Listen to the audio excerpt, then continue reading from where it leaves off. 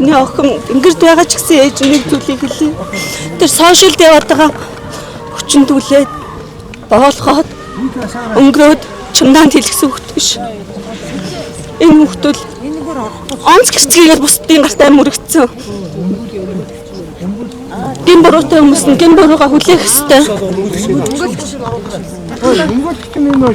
Ганцхан тэр 15 минутын зүгээр нэг зургийг би сошиал дээр тавьсан. Надад энэ сонголт байсан. Би энэ зургийг тавьж ижил би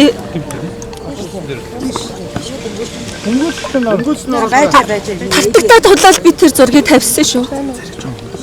Үний хүүхдийг онц гэрцгийгээр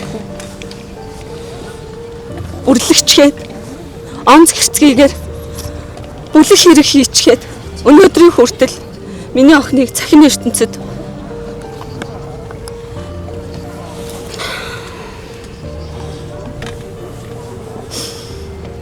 жаахан балчирхан амьдсан штэ. Яаж тэр хүүхд амьгүйж?